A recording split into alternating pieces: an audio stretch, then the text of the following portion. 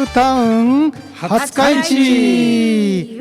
はい、始まりました。この番組は日本一の移民の街から日本一の共生の街へ、お互い様の心で在住外国人や社会的マイノリティと寄り添う一般社団法人エイジアンと廿日市国際交流協会外国人相談センターの運営でお送りいたします。お相手はエイジアンの、栗林と、多言語相談員ハグマです。よろしくお願いします。はい、カラフルタウン廿日市ですね。はい、これでですね、今回で53回目の放送となりました。はい、この後前半16時30分までは廿日市国際交流協会のコーナー、その後後半はエイジアンのコーナーでお送りいたします。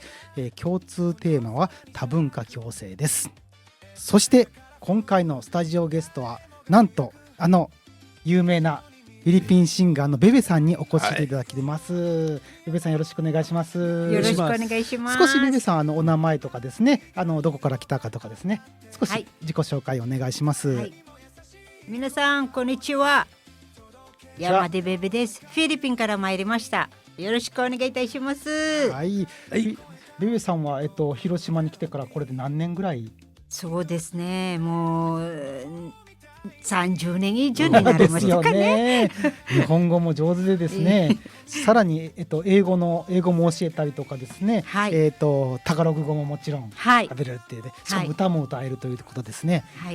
後半にですね、歌をですねたくさん歌っていただく予定です。お願いいたします。楽しみにしております。ですね、でちなみに、栗林さんが今日ベベさんを呼んでもらったということですね。お招きしました。いつもね、困った時にはベベさん本当にね頼りになる人ですよ。私もね、この前ワールドフェスタというところですね、ベベさんの曲を歌ってるのを初めて聞いて、ありがとうございます。素晴らしいですね。アカペラでも歌えるというね、曲が出なくてもですね、歌えるし、曲がついてもですね、歌えるということでですね、今日は楽しみにしていたいと思います。後半で歌っていただきます。それではですね、まず最初はですね、国際交流協会のコーナーに行きたいと思います。廿日市国際交流協会廿日市でにアラソシエーション。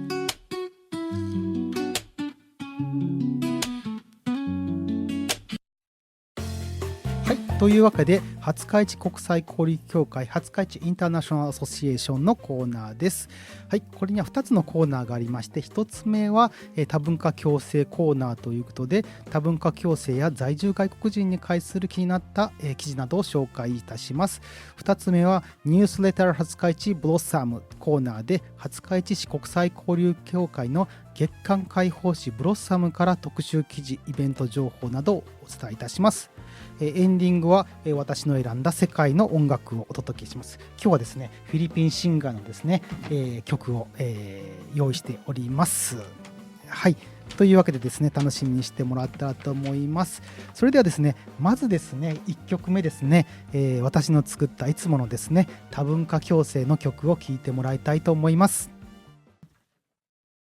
多文化共生、人と人との違いを壁でなく豊かさとして捉える社会。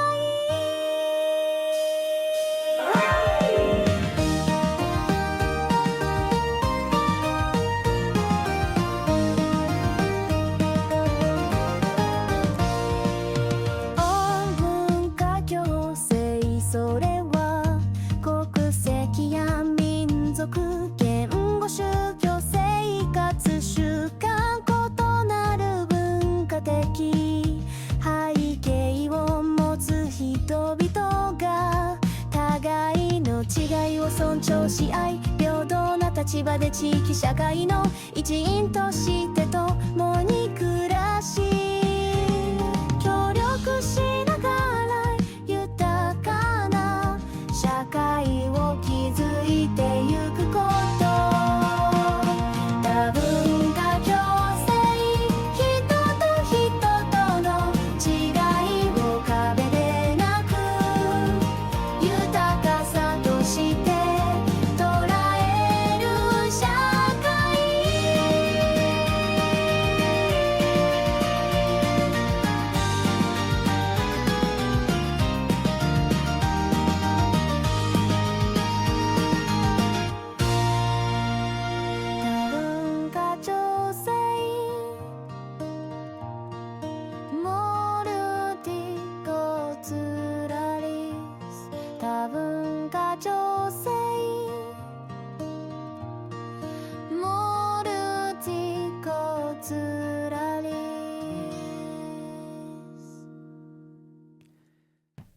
はい、多文化共生マルチカルチャリズムを聞いてもらいました。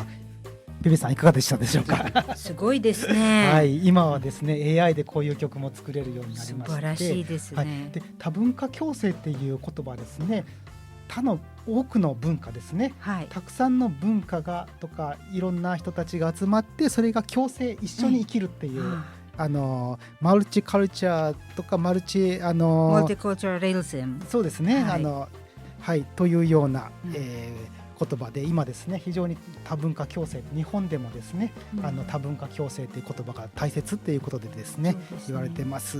はい、というわけで、前はですね多文化共生という言葉を、私がこう定義を話してたんですね、このマイクで。でも疲れてくるのでもう曲で話した方が伝わるだろうということで、そうですね、だから曲に乗せて曲で毎回ですね、伝えることにしました。頭の中にもスーッと入れると思うんですよね。そうですね、でね、それで本当に多文化共生の定義でもあるんですけれど、違うことを、悪いことじゃなくていいこととしてプラスにしていこうっていうね、これにメッセージがあります。いいですね、本当に。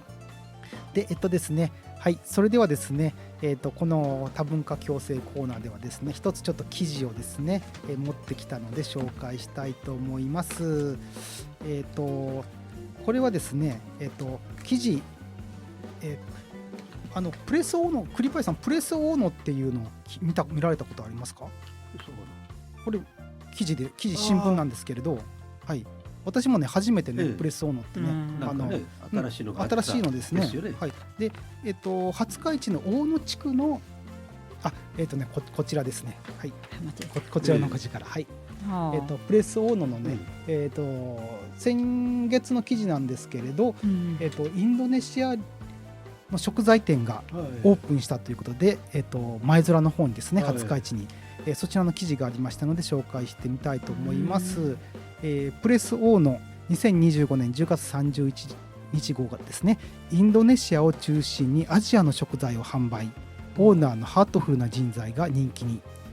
2009年結婚をきっかけにインドネシアから日本に移住、技能実習生のサポートボランティアを行いつつ、今年6月には念願だった食品小売店、ラハユ720を、前空にオープンしたオーナーのイワヤン・ムルディカさんの、記事です。近年インドネシアからの技能実習生は増加傾向で、そのニーズに応えた形だ。日本のスーパーマーケットではなかなかインドネシアの食材は揃わず、食事に苦労しているのを耳にしていた。頑張っている子たちが慣れ親しんだ食事を口にすることができればと店を構えている。ラハユ720ではハラール食品を中心にアジア全般の食材を取り揃えており、その数は100種類を超える。すごいですね。フィリピン食材もあるかもしれないですね。そうですね。ね、ココナッツとかなんかあるみたいなのでね。中でもスパイスとして使われるウコンや果物、ココナッツの冷凍食品が手に入るのは珍しいという。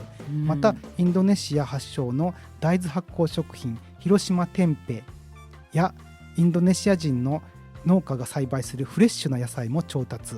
手間と時間をかけて母国の若者にサポートしている。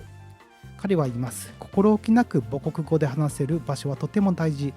何気ない話でも笑える時をここで作ってもらえたら、せっかく日本に来たんだから楽しんで帰ってほしいと弾けんばかりの笑顔が印象的。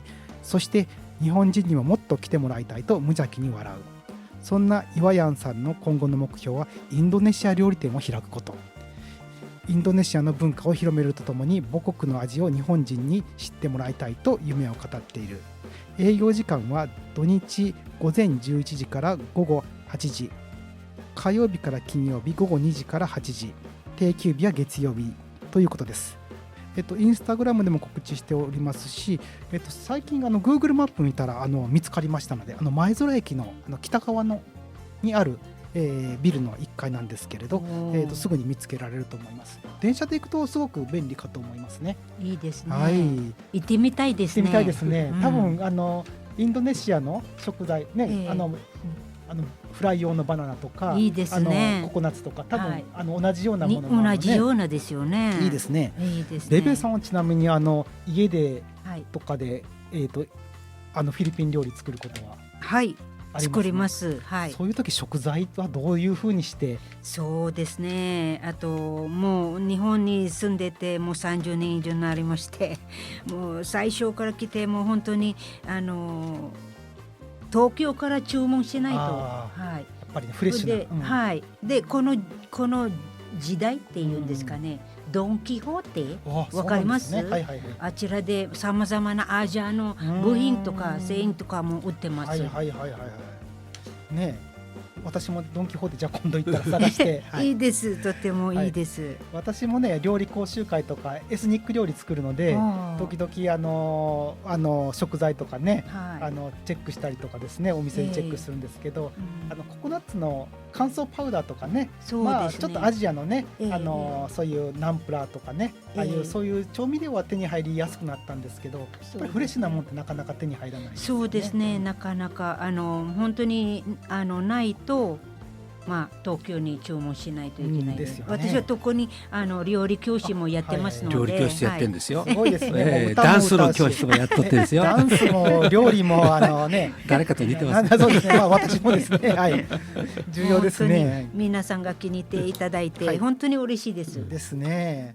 私もね実はね料理で料理講習会するのでね、フィリピンも行ってフィリピン料理も好きなんですけど、ちなみにベベさんが日本でフィリピン料理作ったので人気だった料理ってどんなのがありますか？人気はね、まあ、もちろんアドボとかシニガンとか、そうですね、シニガンっていうのはもうすごい酸味と辛みがあって、はい、本当に日本人の味がちょっと違いますので、本当に皆さんがびっくりして、そうですね、はい、それで大根がすごい煮込んでて本当に美味しいと言われまして、もう癖になるって言ってるんです。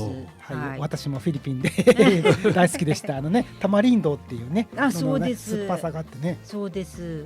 あれもインドネシアにもいっぱいあるんです。はい。アドボっていうのは肉じゃがみたいな、そうですね。アドボ肉じゃがみたいな、とっても豚やらに鶏肉とか牛肉とかもあるんです。あとメヌドっていうのはどんな？メヌドとかはなんか日本の料理の近いのはシチューなような、シチューみたいな、あれとても美味しいんです。それで豚のレバーを一緒にミックスしたらすごく美味しいんです。はい。豚肉たくさん食べますよね、やっぱりフィリピンのね。そうですね。まあ宗教の関係は私はカトリックですので、豚とかはもう大丈夫です。インドネシアの場合だったら宗教ちょっとダメです。はい。であとですね、豚肉といえば丸ごとの豚のやつね。そうです。はい。レチョン食べたいんです。食べたいですね。とっても食べたいんですけど、南米でもレチョンってあるんですよね。そうです。皮をカリカリにね焼いてね、豚の丸焼きみたいなんですけれど。そうです。とっても。それであれ残したらまた違う料理で作ったらすごく甘酸っぱいの料理があるんですよ。あれはパクシウと言います。そうなんですか。はい、レチョンパクシウ、はい、美味しいんですよ。本当に私もフィリピン行って驚いたのが、私もともと南米の方でですね、スペイン語で料理教室をやったりとかしてたので、スペイン語のレシピを書いたりとかするんですけど、フィリピンのねまあ元フィリピンはスペインの植民地、そうですね、スペイン語がたくさんね、あるんですよね。だからさっきみたいなメニューもね、スペイン語入ってますし、そうですね、例えばウノドストレスとかね、そうですそうです、はい、あとなんだ、お皿はメスプラトとか机はメッサとか、そうです、テネドールって、ね、ななんでしたっけそうです。ティニドルクチャクチャラーラとか。とかそういうそれでフォークとかスプーンとかそういうような。そうです。方々がセニョール、セニョリータ、セニョリートっていうか、はい。お嬢さんとかね、セニョーラミスターとかね、そういうのもねそうです似てるのはいで、非常に私もね、フィリピンに行くとね、すごく親しみがあるというかね、天候もね、ちょっと南米にちょっと似てて、あったかくて、そう皆さんありねがとう、音楽があって明るくて、はいダンスがあってということでですね、はい。私も大好きな国なんですけれども、ありがとうございますはいあとですね、あとハロハロって栗林さん知ってあまあ、ありますね。す？はい。美味しいですね。あ、ええあのねそうか、栗林さんも前に行かれてたんですよね。みんなフィリピンに行ったあ、ね。そうか、ご縁が。まあ私はダンバラ公民館以来のね、30なんで、はい。前ですね。アジア競技大会の時からのご縁です。本当ですよね。ハロハロはとっても有名なデザートなんです。かき氷。そうですね。かき氷なんですけど、日本のかき氷はまあ結構シロップを使うじゃないですか。ふるさとではいろんな具があるんです。タピオカやらさつまいもやバナナやら紫の紅芋とか、それでジャックフルーツ、ランカというんですよね。はい。いっぱいあるんです。とっても美味しいんです。かき氷のフルーツの盛り合わせみたいな。こんな大きいのですね。とても美味しいです。ですね。デザートもたくさんあってですね。ココナッツミルクもあるしですね。すごいいろんなね。すぐ食堂に行きたくなってというわけでちょっとですね、食べ物の話続けたらキリがないのでちょっと時間も過ぎてしまうんですけど次のコーナーに行きたいと思います。はい、次のコーナーはニュースレター廿日市ブロッサムということです。はい、ニュースレター廿日市ブロッサムでは、廿日市国際交流協会の会報誌から、情報をお伝えいたします。はい、こちらですね。こちらはですね、このスタジオの前でもありますし、廿日市の、センター公民館で、もらえます。はい、ぜひ手に取ってみてください。はい、まず特集はですね、廿日市国際交流協会30周年記念秋フェス大盛況でしたということで、廿日市国際交流協会は1995年2月20日に当時の廿日市市、市長、山下三郎様をはじめ廿日市市や廿日市商工会議所、廿日市市民団体の皆様の、協力により、設立いたしました。以来廿日市市の国際交流事業を担い、今年度なんと30周年を迎えることになって、10月5日先月ですね、その記念としてフェスティバルを開催いたしました。朝から多くの方が来場され、活動報告やステージ発表、各国のグルメや雑貨販売などいずれの会場も、大にぎわいとなりました。特に午前最後のビンゴ大会では160人余りの方が参加され、協賛企業からいただいた豪華商品がすべてなくなりました。はい、あとですね、昼休憩の後にですね、ベトナム人による獅子舞踊りや、フィリピン人の花ダンス、バンブーダンス、ベトナム人の故郷を歌った、歌などもとても華やかにものでしたということで、はい、これですね、フィリピンのバンブーダンス、他の人もね一緒に、ね、なって参加して、日本人とですね、ベトナム人とフィリピン人が一緒にバンブーダンスするとかですね面白いかったんですけど、ベベさんもバンブーダンスはもちろんはいね、はい力がいっぱいためないとね飛びません。飛びませんね。私もちょっとね試してるんですけど、なんかリズムがね難しいのでね。大丈夫ですか？うまくできました。足挟んじゃいましたけどね。意外とベトナムの子がね、ベトナムにも同じようなバンブーダンスがありまして、ベトナムの子もできたってね、すごい面白いなと思いました。はい、では次の情報に行ってみたいと思います。ブロッサムの中からですね、もう一つの記事なんですけれど、はい、杉の浦クリスマス交流会でのご寄付募集という記事です。はい、裏面にあります。宮島町杉の浦地区では、の住民の方とフィリピン人コミュニティでのクリスマス交流会のプレゼント用にですね、ご家庭で余っている有給品を寄付を募集しております。はい、プレゼント以外にも夏物の洋服とかたくさん欲しいということでしたので、同時に募集いたします。どうぞよろしくお願いします。ということでフィリピンではね、キリスト教のはいと思うので、クリスマスにはたくさんそういうパーティーをする。そうですね。はい。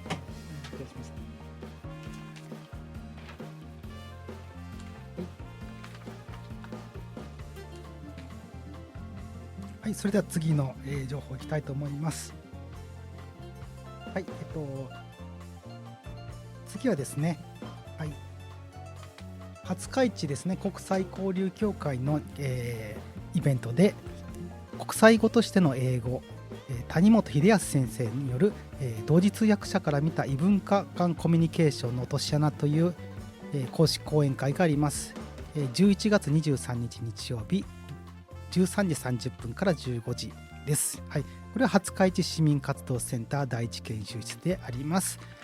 はい、ぜひ定員40名ですので、ぜひお越しいただければと思います。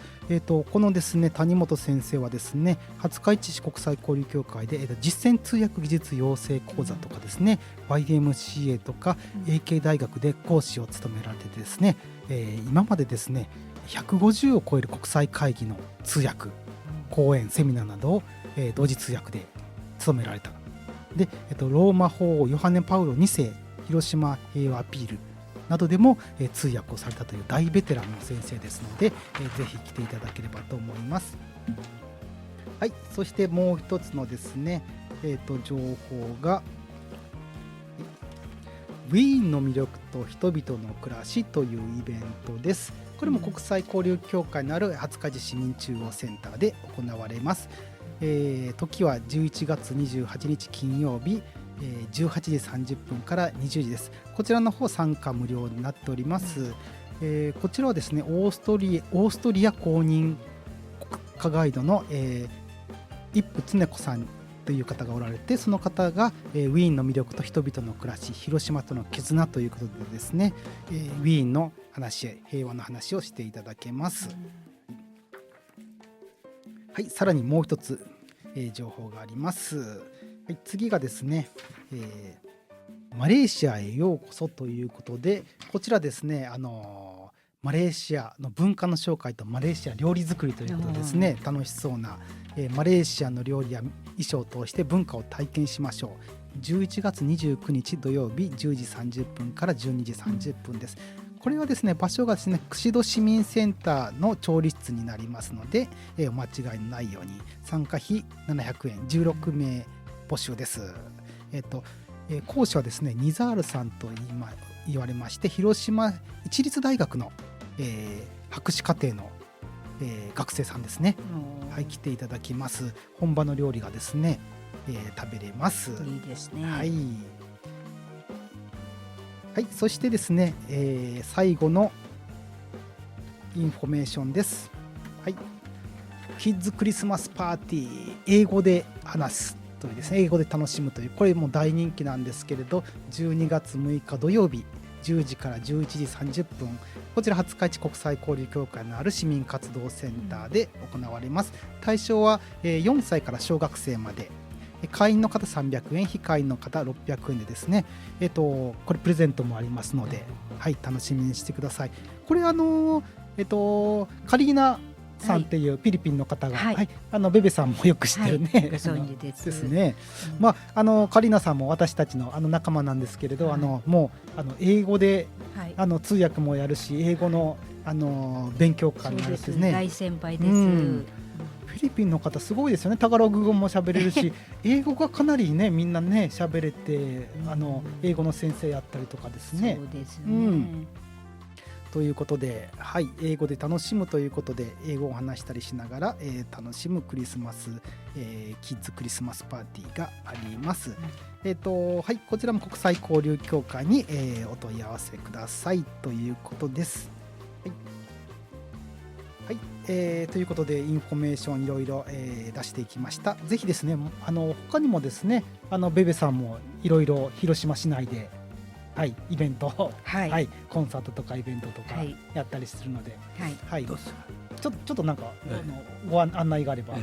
そうですね。今週の土曜日、はい、市民交流プラザで、お祭りがあるんですよ。はい、それでイベントに、あちらが、16日に、出演しますので、はい、皆さんご都合がよかったら、はい、ベベです。はい、伺いますので、ね、皆さんね、よろしくお願いします。はい、あそこですね、袋町にある市民交流、そうですね、袋町小学校の隣のですね。はい、そうです。あともう一つのは、11月の今月の22日、はい、平和公園の川沿いでさまざまなミュージシャンを、出演しますので、はい、平和公園のコンサートは平和のための活動なんです。皆さんご都合がよかったら、はい、ぜひ、ね、よろしくお願いします。今週末はね、はい、コンサートですかね。そうです。はい、ピースコンサート。あと日曜日は平和公園の中のところで国際フェスっていうですね、私も出るんですけど、だからもう今週末はもうあそこの袋町から平和公園のあたり、みんなもうね、結構忙しいです。交流国際イベントがあるということですね。楽しみにしてもらったらと思います。はい、ホームページとかでですねチェックしてもらったらと思います。はい、というわけで、さて私の担当する時間もいよいよ終わりに近づいておりました。はい、今回お届けした内容ですね、開放地ブロッサム廿日市に、見ていただければと思います。廿日市国際交流協会は、電話番号 0829200116 火曜日から土曜日9時から17時となっております。イベントのお問い合わせや参加お待ちしております。